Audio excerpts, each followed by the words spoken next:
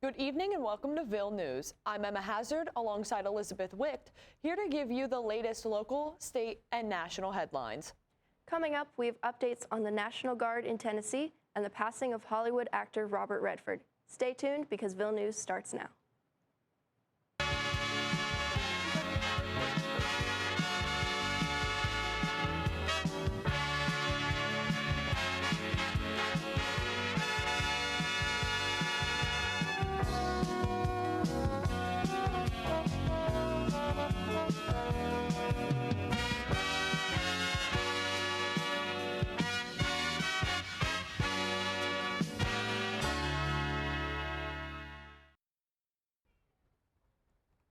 On September 12th, President Donald Trump announced that the National Guard is being deployed to Memphis, Tennessee. The city has long struggled with crime, having the highest murder and other violent crimes rate of any large city. Trump has said that Memphis was, quote, deeply troubled, end quote. Trump also added that Tennessee's Republican governor, Bill Lee, an ally of the president, and Memphis's Democratic mayor, Paul Young, were both happy about his plan to bring the National Guard to the city. Young shared that he had not requested the National Guard, but he had been in communication with national officials about seeking additional aid to supplement local crime fighting efforts. During a news conference, Young said, quote, I do not think it's the way to drive down crime. However, that decision has been made, end quote. Trump shared that while they landed on sending the National Guard to Memphis, he would have preferred to send troops to Chicago, Illinois. Robert Redford has died this past week at the age of 89. The Hollywood actor, director, and producer started his career in television before making his film debut in the 1962 film War Hunt.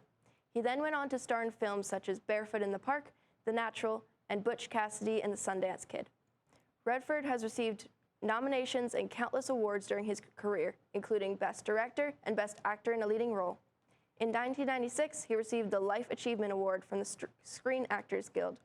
The late star was also the founder of the Sundance Film Festival, co-owner of Wildwood Enterprises Incorporated production company, and a supporter of several social and political activism groups.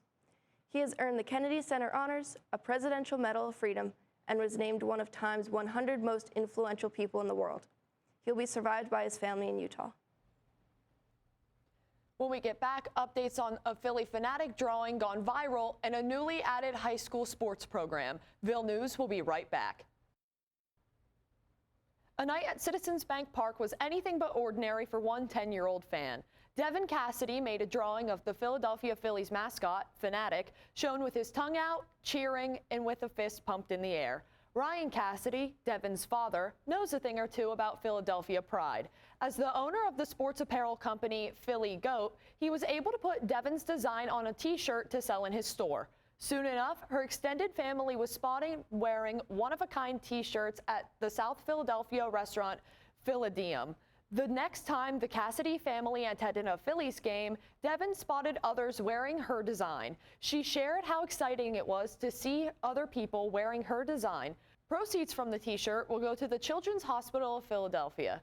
Devin told CBS Philly about her treatment for avoidant or restrictive food intake disorder, ARFID, after a choking scare, saying, quote, I was once sick and it wasn't fun. I wanted to help other kids who were sick and hurt, end quote. The Southern Columbia Area Board of Education has approved girls wrestling as a high school sport. In a public meeting on Monday, Director Cindy Brassington, the chair of the Activities Committee, noted that 15 students have already signed up to participate in the sport for this winter. Brassington also added that the school has already wrestling mats needed, and the approval of the sport was the last thing necessary to start the program. Uniforms will cost $55 for participants, and a coaching position will be posted as soon as possible. Southern Columbia will now join a small list of other high schools in the area to offer girls wrestling as a sport, including Line Mountain, Mount Carmel, and Danville. When we get back, we'll have updates on a famous furry friend and housing redevelopment updates. Ville News will be right back. On September 21st, Acorn Acres Wildlife Rehabilitation Center will be hosting a celebratory birthday bash to honor the life of Pennsylvania's most famous squirrel. Snags was an eastern gray squirrel who lived at Acorn Acres, serving as the face of Pennsylvania's habitat education. In the fall of 2015, Snags came to Acorn Acres after her own teeth snagged on a cage, causing them to puncture her jaw. 1 year later, on September 20th, 2016, Snags needed her teeth incisors removed. Knowing Snags wouldn't survive on her own without her incisors, the Acorn Acres staff decided to keep her, leading Snags to become a harness-trained ambassador for why squirrels are an important part of our ecosystem. Betsy Shank, the founder of Acorn Acres, says Snags was, quote, the face of squirrel education in Lancaster, end quote. To celebrate her 10th birthday, Acorn Acres was planning to throw a birthday party for Snags. However, the squirrel icon sadly passed away on September 3rd, just weeks before her big birthday bash. Fans of Acorn Acres' furry friend were already looking forward to the pre-planned event, so the staff decided to carry on with their celebration. Quote, she did all that stuff, says Shanks. That's a reason to celebrate, end quote. If you would like to attend Snags' birthday celebration to learn more about squirrel education, play games, and celebrate the life of a toothless squirrel, the party will be held at 2100 Stone Mill Road in Lancaster from 2 p.m. to 6 p.m. on Sunday, September 21st. The former junkyard off Circle Avenue is looking to be redeveloped after purchasing the land earlier this year. Developers Joe Mugavero and Mark Peritidas have proposed a $25 million housing development called Sycamore Ridge, consisting of 79 houses at an average of 1,200 square feet. The new neighborhood is touted as being an eco-district with 5,000 feet of solar panels to power the 3,500 homes. While the project has been in development for nearly a year, construction cannot begin until the developers have approval from the city.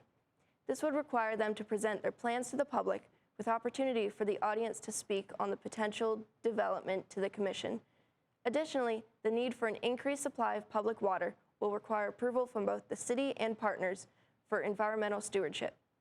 The hearing is set for September 17th at 5:30 p.m. at City Hall, and the commission can take up to 60 days on a decision or decide after the hearing. That's all we have this week for Ville News. Thank you for watching, and make sure to tune in next week for the latest local, state, and national headlines.